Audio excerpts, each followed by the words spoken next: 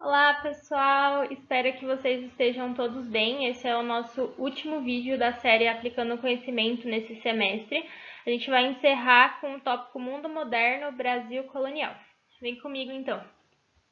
Questão 46, Mackenzie, São Paulo.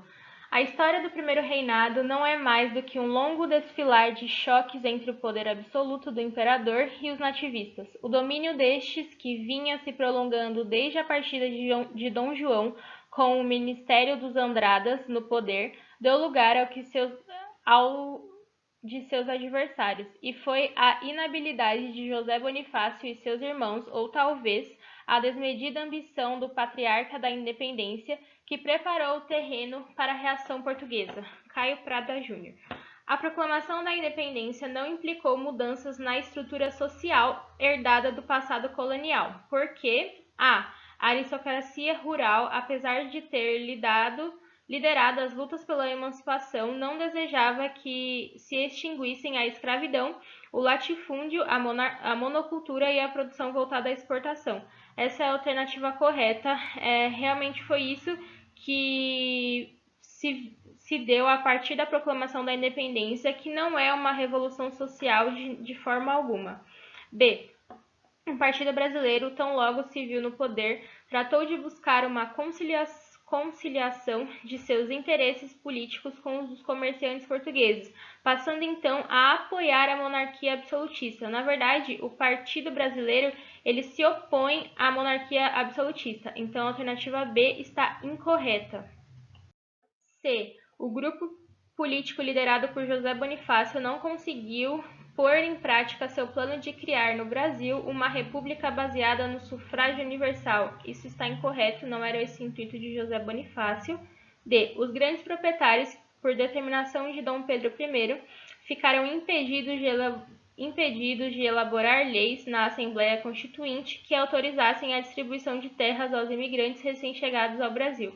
Está incorreta porque eles não foram impedidos. Os grandes proprietários tinham influência a respeito da elaboração e sanção de leis. E a ampla participação popular no movimento de independência afastou as elites nacionais do comando do processo político, permitindo que setores ligados ao projeto de retorno do monopólio colonial apoiassem Dom Pedro I. Não é verdade, porque o movimento de proclamação ele não tem uma participação popular, ele é feito de forma elitista. A próxima questão fala sobre conjuração baiana, é uma questão da FATEC, e trata um pouco das características do que foi a conjuração baiana de 1798. No final da apostila de vocês, na parte de história, eu fiz umas tabelinhas que compilam bem as ideias de cada revolta que foi feita ao longo do processo de independência do Brasil durante o período colonial. Então, eu acho interessante vocês retomarem esse assunto, tentarem fazer as questões por si só e depois assistirem o vídeo como forma de complemento, correção ali de alguma coisa que ficar aberta. Então, vamos lá. A Conjuração Baiana de 1798, conhecida também por Revolta dos Alfaiates, foi a mais popular rebelião do período colonial, entre outros motivos, por propor a emancipação de Portugal, a instauração de uma monarquia constitucional e a manutenção do pacto colonial. Não está correto. A emancipação de Portugal, a instauração de uma monarquia constitucional e a continuidade da escravidão e liberdade no comércio. Não tinha essa continuidade. Na verdade, a Conjuração Baiana queria colocar fim na escravidão.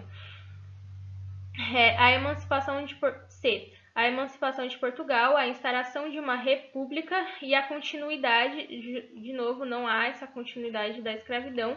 E D, a emancipação de Portugal, a instauração de uma república e o fim da escravidão e a liberdade do comércio. Essa está correta, é isso que caracteriza a Conjuração Baiana. A questão 48 da PUC São Paulo fala: durante o apogeu da capitania de Minas Gerais, milhares de homens viviam na miséria, passavam fome, vagavam sem destino pelos arraiais, tristes, frutos deteriorados de um sistema econômico doente e de uma estrutura de poder violenta. Da riqueza extraída das minas, quase tudo ia para a metrópole, onde se consumia em gastos suntuários e no pagamento de importações de que Portugal necessitava. O texto mostra uma face da exploração do ouro de Minas Gerais durante o período colonial. A partir dele e de outros conhecimentos sobre a época mencionada, indique a alternativa correta. Também é uma questão que trata ali características do que foi, a exploração do ouro em Minas Gerais. A. Poucos se beneficiaram da riqueza oferecida pelos ministérios e nenhum brasileiro enriqueceu com a extração do ouro ou diamante, pois apenas os portugueses podiam realizá-la. Essa alternativa está incorreta porque existiam sim brasileiros que se beneficiavam, os grandes proprietários de terra, latifundiários, eles tinham ali influência e conseguiam enriquecer nesse período. B. A mão de obra escrava predominava em Minas Gerais, pois a Igreja Católica impedia a escravização dos índios e nenhum homem livre se dispunha a enfrentar as agruras do trabalho nas jazidas. Essa aqui está incorreta também. A mão de obra escrava, ela predominava, mas não era por esses motivos que foram apresentados. C.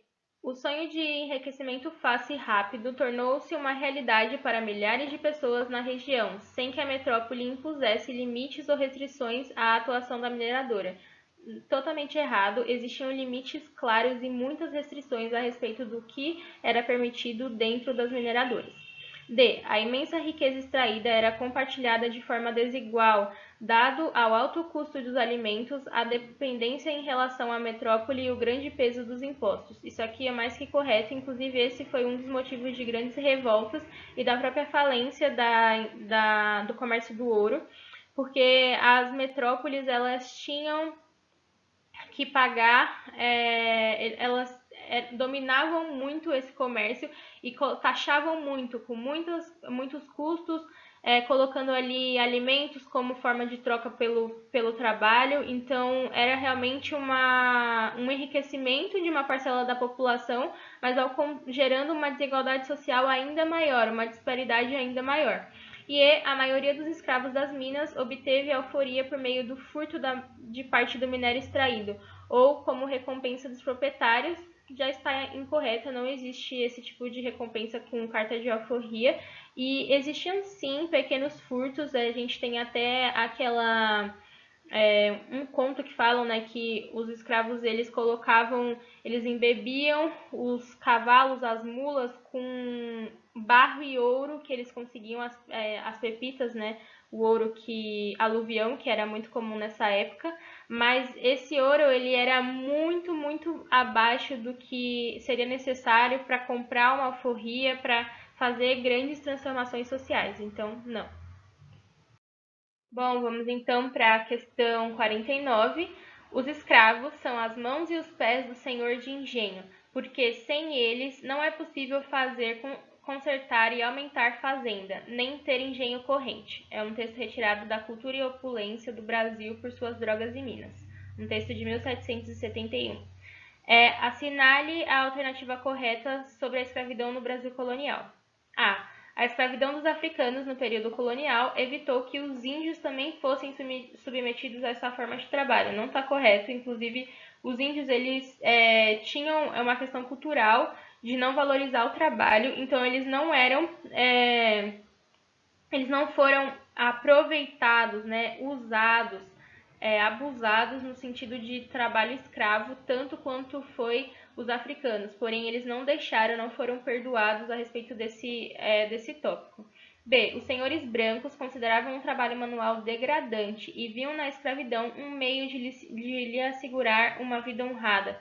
Essa alternativa está correta, é justamente isso. O trabalho é visto como um pesar, como algo feito que deve ser feito por alguém que não tem valor, que está abaixo do que seria o privilégio de ser um senhor branco. Então, é aí que se fundamenta a escravidão. C. Além dos vultosos lucros auferidos com o tráfico, a adoção da escravidão de africanos explica-se pela maior adequação dos negros à rotina do trabalho colonial. É uma alternativa totalmente preconceituosa e não exprime a realidade. D. Muito difundida na região Nordeste, a escravidão teve um papel secundário e marginal na exploração das minas de metais e pedras preciosas no interior do Brasil. Na verdade, a escravidão foi a base de trabalho para a exploração do ouro. E os jesuítas foram opositores tenazes à escravidão dos africanos, o que gerou diversos conflitos entre eles e os colonos. Na verdade, eles não foram tenazes, né? Então, não está correto. Vamos então para a última questão da apostila de vocês, na disciplina de História. É uma questão da FUVEST e fala sobre a criação de gados. Então vamos lá. A criação de gado em território brasileiro na época da colonização portuguesa caracterizou-se por A. Ser independente das demais atividades econômicas voltadas à exportação. Não está correto, não era independente, na verdade estava atrelada às outras atividades econômicas. B. Ser responsável pelo surgimento de uma nova classe de proprietários que se opunham à escravidão. Também não, a escravidão continua sendo a base de mão de obra, né, para movimentar o mercado de criação de gado naquela época. C. Ter estimulado a exportação de carne para a metrópole e a importação de escravos africanos. Também não, essa não é as principais características. D. Ter se desenvolvido em função de um mercado interno em diferentes áreas no interior da colônia. Exatamente. Os gados que eram criados, eles eram para abastecimento do próprio território nacional. Então, quando a gente vê aqui na D, que é uma exportação de carne para a metrópole, a gente não é 100% verdadeiro, porque realmente foi desenvolvido em função do mercado interno, não externo. E ter concretizado os projetos da coroa no sentido de intensificar o povoamento no interior da colônia. Também não é o intuito da criação de gados no Brasil. Então, a gente chega que a alternativa correta é a alternativa D. E assim a gente termina mais uma parte aí do conteúdo com vocês. Fiquem à vontade para mandar dúvidas, sugestões. Espero que vocês estejam gostando dos vídeos, acompanhando bem o conteúdo.